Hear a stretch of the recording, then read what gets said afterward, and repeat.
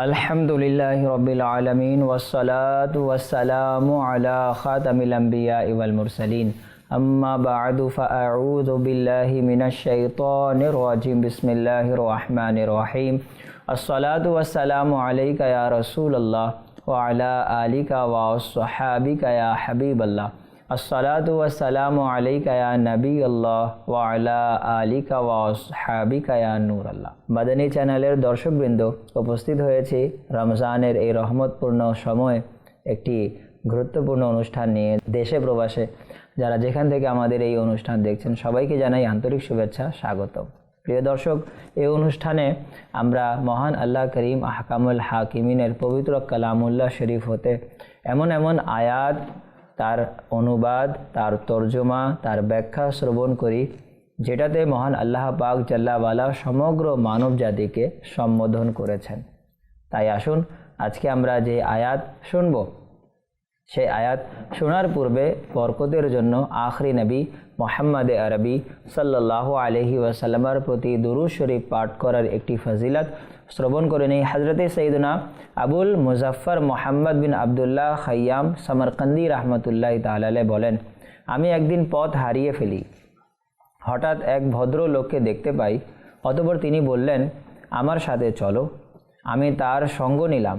আমার ধারণা হলো ইনি হযরতে সৈয়দনা খিজির আলাইহিস সালাতু ওয়াসসালাম। আমি জিজ্ঞাসা করার ফলে তিনি নিজের নাম খিজির বললেন। তার সাথে আরও একজন বুজুর্গও ছিলেন।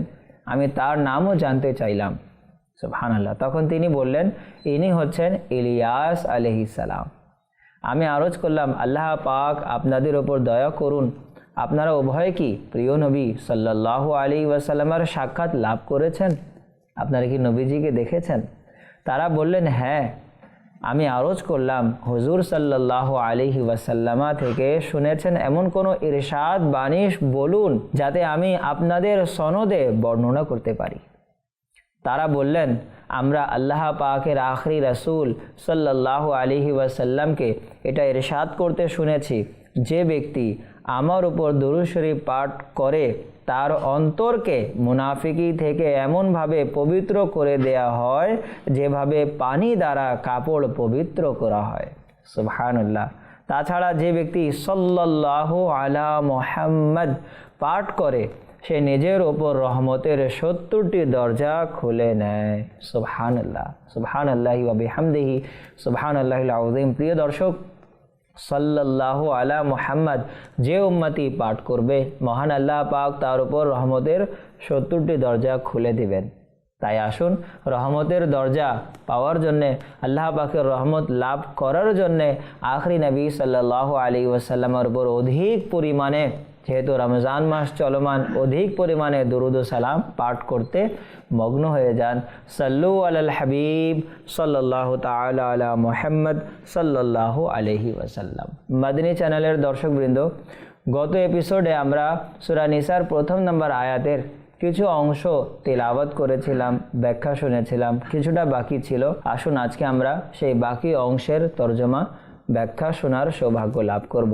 আল্লাহ তাবারক ওয়া তাআলা জাল্লা ওয়া আলা সেই আয়াতের শেষাংশে ইরশাদ করেন, ওয়াত্তাকুল্লাহাল্লাযী তাসাআলুনা বিহি ওয়াল আরহাম ইন্নাল্লাহা কানা আলাইকুম রাকিবা।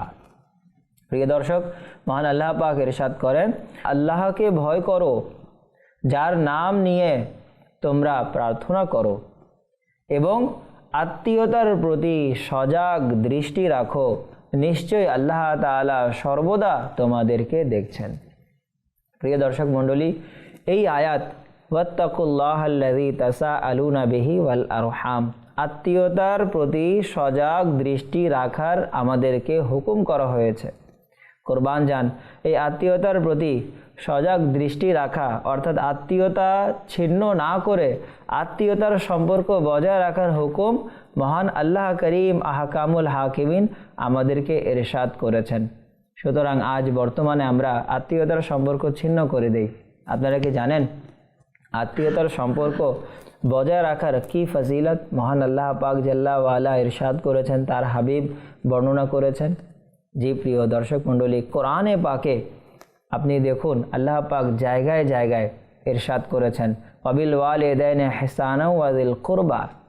আল্লাহ পাক জাল্লা ওয়ালা কোরআনে পাকে ইরশাদ করেন ওয়াবুদুল্লাহা ওয়ালা তুশরিকু বিহি শাইআ ওয়াবিল ওয়ালিদাইনি ইহসানা ওয়া বিযিল কুরবা।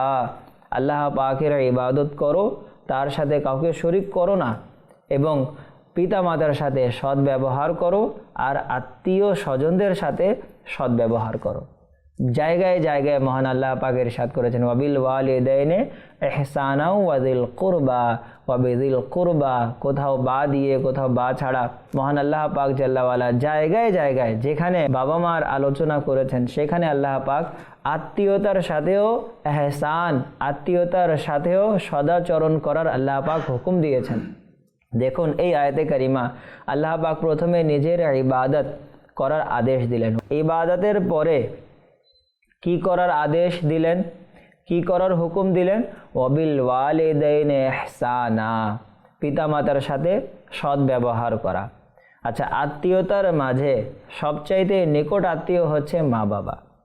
মা বাবার পরে হচ্ছে ভাই বোন, দাদা দাদি, নানা নানি, চাচা চাচি, মামা মামি। তো এরপরেই মহান আল্লাহ পাক পিতামাতার পরে কি ইরশাদ করেন? ওয়াবিল ওয়ালিদাইনি ইহসানা ওয়া বিযিল কুরবা, এবং আত্মীয়তার সাথে সম্পর্ক বজায় রাখো।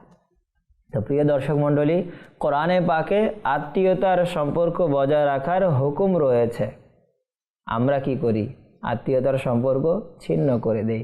হাদিসে পাকেও আল্লাহ করিম জাল্লা ওয়ালার আখরি নবী মক্কি মদনী মুহাম্মদ আরবি সাল্লাল্লাহু আলাইহি ওয়াসাল্লাম অসংখ্য জায়গায় আত্মীয়তার সম্পর্ক বজায় রাখার তাগিদ দিয়েছেন, আত্মীয়তার সম্পর্ক বজায় রাখার হুকুম করেছেন। আল্লাহু আকবার। একবার নবী পাক সাল্লাল্লাহু আলাইহি ওয়াসাল্লাম মেম্বরে উপবিষ্ট ছিলেন। এক ব্যক্তি দাঁড়িয়ে জিজ্ঞাসা করলো, ইয়া রাসূলুল্লাহ সাল্লাল্লাহু আলাইহি ওয়াসাল্লাম, আইয়ুন নাসি খায়র, লোকদের মাঝে সর্বোত্তম কে?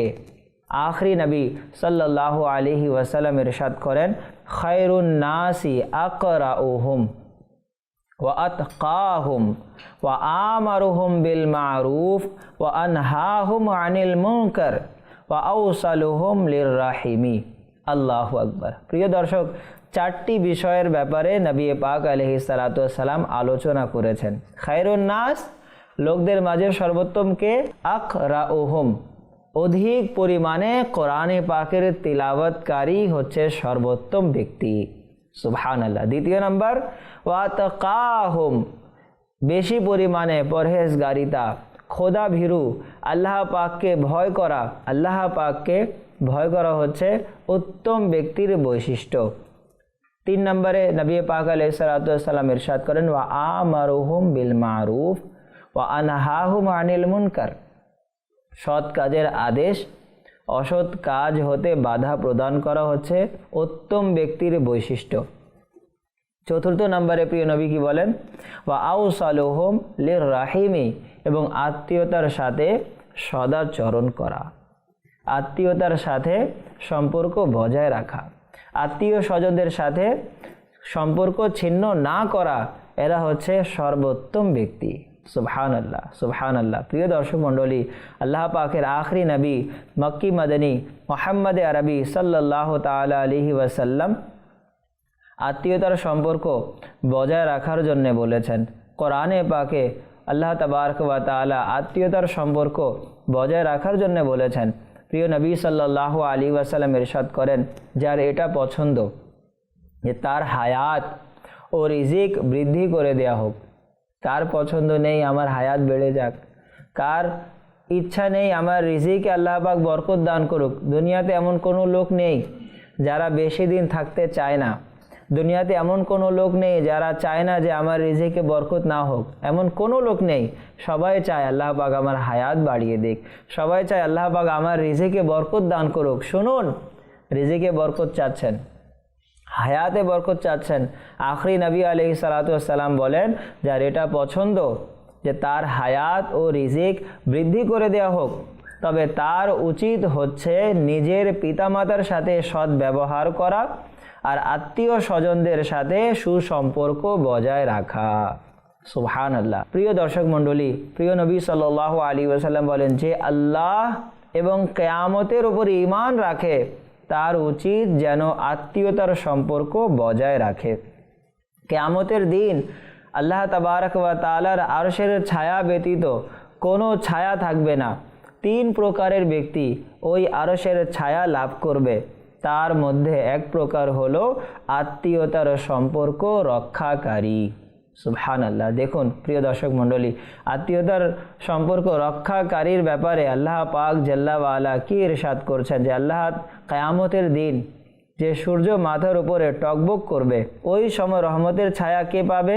যেই বান্দা আত্মীয়তার সম্পর্ক বজায় রাখে। সুবহানাল্লাহ সুবহানাল্লাহ। আত্মীয়তার সম্পর্ক ছিন্ন করা জঘন্যতম অপরাধ, গুনাহের কাজ। প্রিয় দর্শক মণ্ডলী, আত্মীয়তার সম্পর্ক বজায় রাখা আমাদের উচিত। আত্মীয়তার সম্পর্ক ছিন্ন যাতে না হয় সেই অনুযায়ী আমাদের কাজ করা। হযরতে সৈয়দুনা আবু হুরায়রা রাদিয়াল্লাহু তাআলা আনহু একদা তাজদারে রিসালাত সাল্লাল্লাহু তাআলা আলাইহি ওয়াসাল্লামের হাদিস বর্ণনা করছিলেন। তখন তিনি ইরশাদ করেছেন, আত্মীয়তার সম্পর্ক ছিন্নকারীরা যেন আমার মাহফিল থেকে উঠে যায়, আমার ইলমের হালকা হতে উঠে যায়। এক যুবক উঠে গিয়ে তার ফুফুর নিকট আসলো, যার সাথে তার কয়েক বছরের পুরাতন ঝগড়া ছিল। উভয় যখন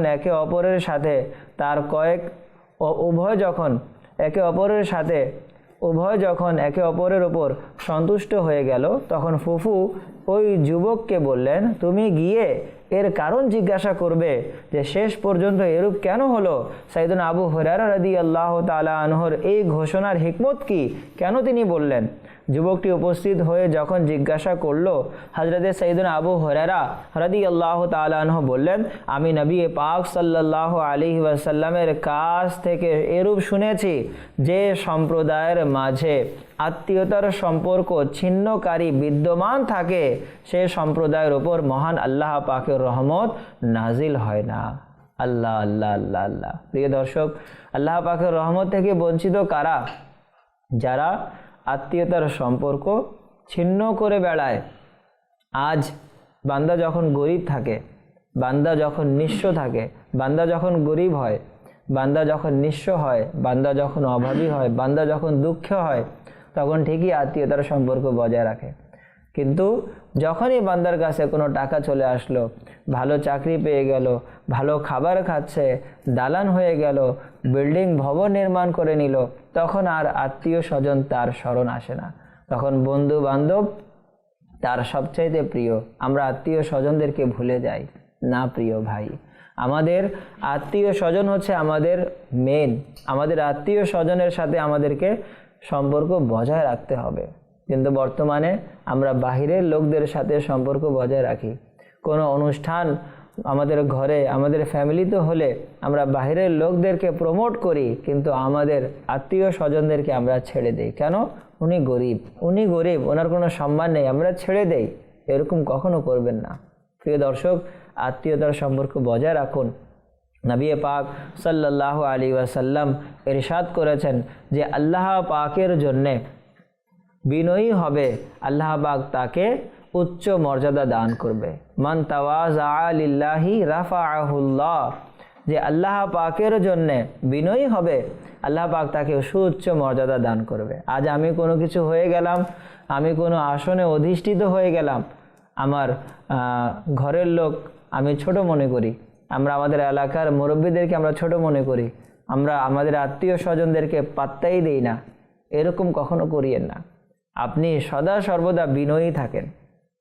আপনি দেখবেন প্রিয় দর্শক, ওই গাছ ঝুঁকে থাকে যেই গাছে ফল থাকে। যেই গাছে ফল নেই সেই গাছ কখনো ঝুঁকে থাকে না, সেই গাছ দাঁড়িয়ে থাকে। তো ওই গাছ থেকে কোনো ব্যক্তি, কোনো মানুষ উপকৃত হতে পারে না। মানুষ প্রাণী উপকৃত হয় সেই গাছ হতে যেই গাছ ঝুলন্ত অবস্থায় থাকে, যেই গাছে ফল থাকে।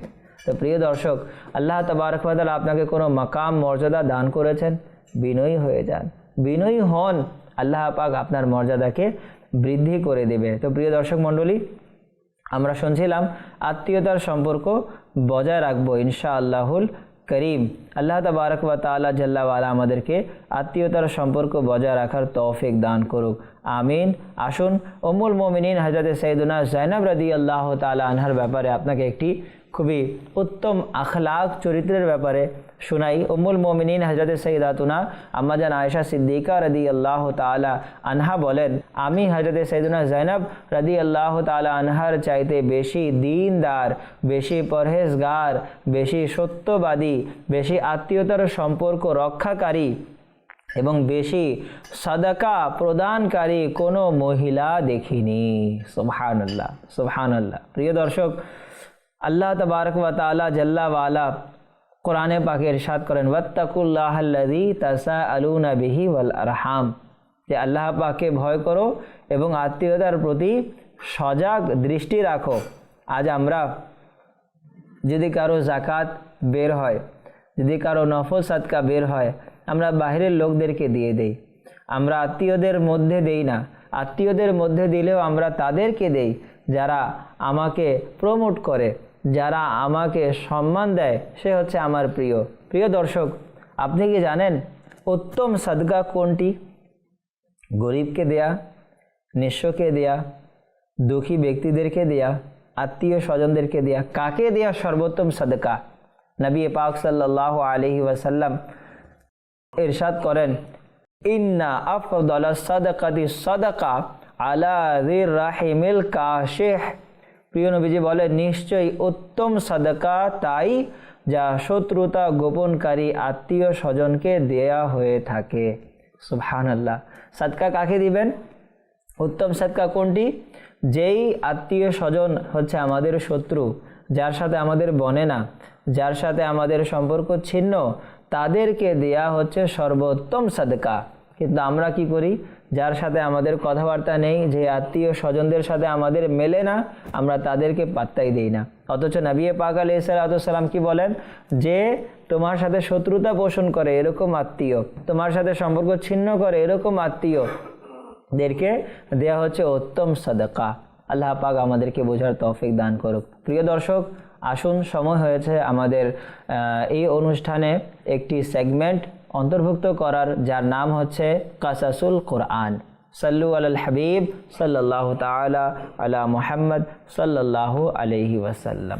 মাদানী চ্যানেলের দর্শকবৃন্দ উপস্থিত হয়েছে এক সেগমেন্ট নিয়ে, যেখানে আমরা প্রত্যেক দিন ইনশাআল্লাহুল করিম কোরআনে মাজিদ ফুরকানে হামিদ হতে একটি ঈমান উদ্দীপক ঘটনা শ্রবণ করব, যে ঘটনাটি মহান আল্লাহ পাক পবিত্র কালামুল্লাহ শরীফে বর্ণনা করেছেন। আজকে আমরা আল্লাহ পাকের এক নবী হযরতে ইব্রাহিম আলাইহিস সালামের ঘটনা শ্রবণ করব, যার মাকাম ও মর্যাদা হচ্ছে প্রিয় নবীজির, যার মাকাম ও মর্যাদা হচ্ছে প্রিয় নবীজির পরে, অর্থাৎ দুনিয়াতে মহান আল্লাহ পাকের পর যার মাকাম ও মর্যাদা, তিনি হচ্ছেন আমাদের নবী আলাইহিস সালাম।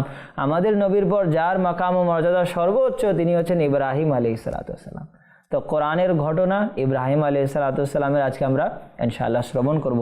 হযরতে ইব্রাহিম খলিলুল্লাহ আলাইহিস সালাম একবার আল্লাহ পাকের দরবারে এরূপ আরজ করলেন, হে আল্লাহ পাক, তুমি আমাকে দেখিয়ে দাও যে তুমি মৃতকে কিভাবে জীবিত করো। তখন আল্লাহ পাক ইরশাদ করলেন, হে ইব্রাহিম, এতে কি তোমার নিশ্চিত বিশ্বাস নাই? তখন ইব্রাহিম আলা নবিয়িনা ওয়া আলাইহিস সালাম আরজ করলেন, কেন নয় আল্লাহ, বিশ্বাস তো আছে, আমি এতে নিশ্চিত বিশ্বাস তো রাখি, তবে আমার আকাঙ্ক্ষা হলো যে এই দৃশ্যটি নিজের চোখে দেখে নিব, যেন আমার অন্তরে প্রশান্তি এসে যায়। তখন আল্লাহ পাক জাল্লা ওয়ালা ইরশাদ করলেন, আপনি 4টি পাখি লালন পালন করুন এবং তাদের ভালোভাবে খাইয়ে দাইয়ে বড় করুন, অতঃপর আপনি তাদের জবাই করে তা কিমা বানিয়ে আপনার আশেপাশের কয়েকটি পাহাড়ে একটু একটু মাংস রেখে দিন। আল্লাহু আকবার। অতঃপর এই পাখিগুলোকে ডাকুন, তখন সেই পাখিগুলো জীবিত হয়ে দৌড়ে আপনার নিকট এসে যাবে। তখন আপনি মৃতের জীবিত হওয়ার দৃশ্য নিজের চোখেই দেখে নেবেন।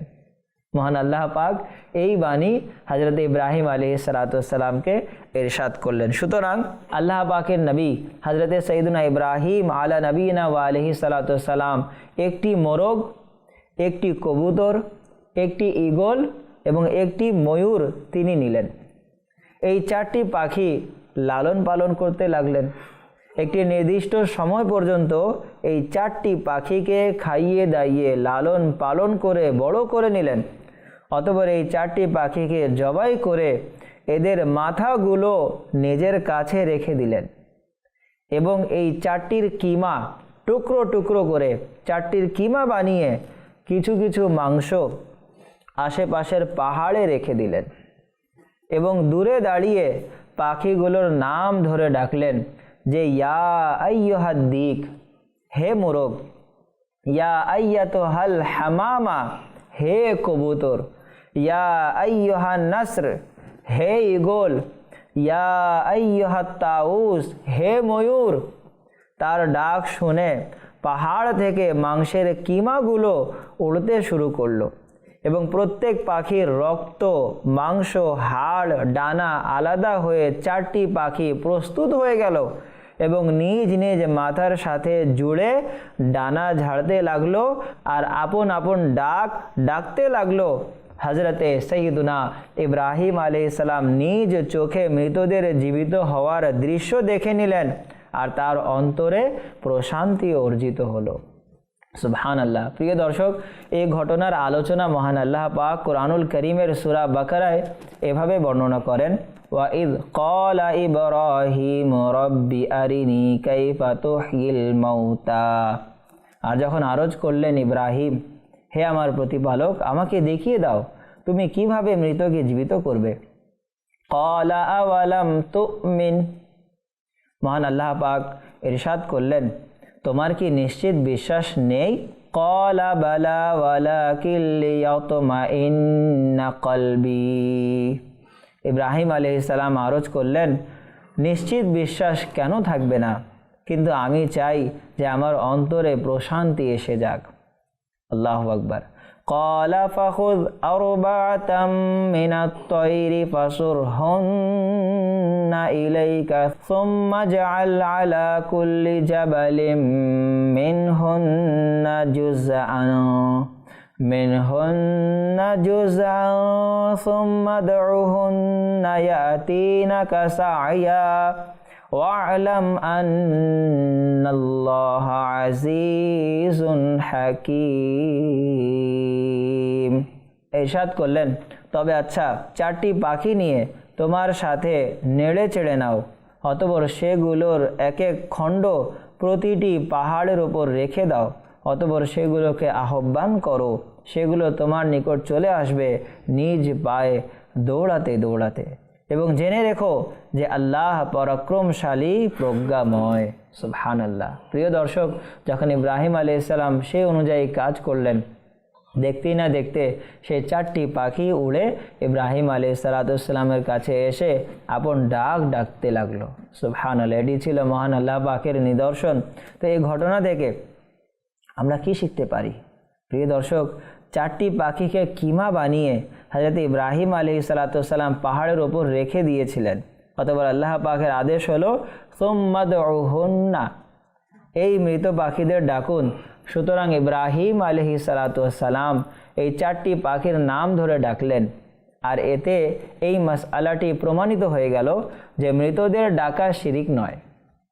কেননা যেহেতু মৃত পাখিদেরকে আল্লাহ পাক ডাকার আদেশ দিয়েছেন এবং একজন মহা মর্যাদাবান পয়গম্বর এই মৃত পাখিদের ডাকলেন, সেহেতু এটি কখনোই শিরিক হতে পারে না। কেননা আল্লাহ পাক কখনোই কোনো শিরিকের আদেশ দিবেন না, আর কোনো নবী কখনোই কোনো শিরিকের কাজ করতে পারেন না। তারা হচ্ছেন মাসুম আনিল খাতা, গুনাহ হতে নিষ্পাপ। আর যেহেতু মৃত পাখিদের ডাকা শিরিক নয়, মৃত পাখিদের ডাকা শিরিক নয়, সেহেতু আল্লাহ পাকের ওয়ালি শহীদদের ডাকা কিভাবে শিরিক হতে পারে? যারা ওয়ালি ও শহীদদের ডাকাকে শিরিক বলে ও ইয়া গৌস স্লোগান প্রদানকারীদেরকে মুশরিক বলে, তাদের কিছুক্ষণ মাথা নত করে ভাবা উচিত। আর এই কোরবানির ঘটনার আলোকে তাদের হেদায়েতের নূর দৃশ্যমান হবে আর তারা আহলে সুন্নাতের পদ্ধতিতে সিরাতুল মুস্তাকিমের মহাসড়কে চলে আসবে। সুবহানাল্লাহ। তো প্রিয় দর্শক, আমরা জানতে পারলাম যে ওলি আল্লাহকে ডাক দেওয়া, আল্লাহ পাকের নেককার বান্দাদেরকে ডাক দেওয়া শিরিক নয়। কেননা মহান আল্লাহ পাক কোরআন হতে প্রমাণিত যারা মৃত ব্যক্তি তাদেরকে ডাক দেয়া জায়েজ। কেননা মোরগদেরকে আল্লাহ পাক জাল্লাওয়ালা পাখিদেরকে ডাক দেওয়ার হুকুম করেছেন যারা মৃত। তো পাখিদেরকে যদি ডাক দেওয়ার হুকুম থাকে, পাখিদেরকে ডাক দেওয়া শিরিক যদি না হয়, তাহলে আল্লাহ ওয়ালাদেরকে ডাকা শিরিক কিভাবে হবে, নবীগণদেরকে ডাকা কিভাবে হবে? এই জন্য তো আশিকানে রাসূল যখনই কোনো পেরেশানিতে পড়ে আল্লাহ পাককে তো ডাকে, সাথে নবী পাক আলাইহিস সালাতু ওয়াস সালামকেও ডাকে, প্রিয় নবীজিকেও ইস্তেগাসা পেশ করে। আর নবী করিম আলাইহিস সালাতু ওয়াস সালাম আল্লাহ পাকের প্রদত্ত ক্ষমতা বলে প্রিয় নবী আলাইহিস সালাতু ওয়াস সালাম ওই আশিকের শুধুমাত্র সমস্যা শোনেন না, বরং তার সমাধানও করে দেন। সুতরাং আলা হযরত রাহমাতুল্লাহি তাআলা আলাইহি কতই না সুন্দর বলেছেন, फरियाद उम्मती जो करे हाल जार में,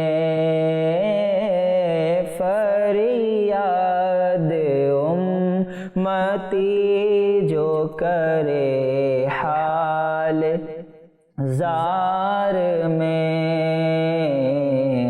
मुमकिन नहीं के खैर बशर को खबर ना हो। এটা হতেই পারে না নবীজিকে কোনো আশিক ডাকে, নবীজির উম্মত ডাকে নবীজিকে, আর নবীজি তিনি জানবেন না, এটা হতেই পারে না। আল্লাহ করিম জাল্লা ওয়ালা আমরা যা শ্রবণ করেছি আজকে তার উপর আমল করার, কোরআনের আলোয় আলোকিত হবার তৌফিক দান করুক। মাদিনী চ্যানেল দেখতে থাকুন। সাল্লু আলাল হাবিব সাল্লাল্লাহু তাআলা আলা মুহাম্মদ সাল্লাল্লাহু আলাইহি।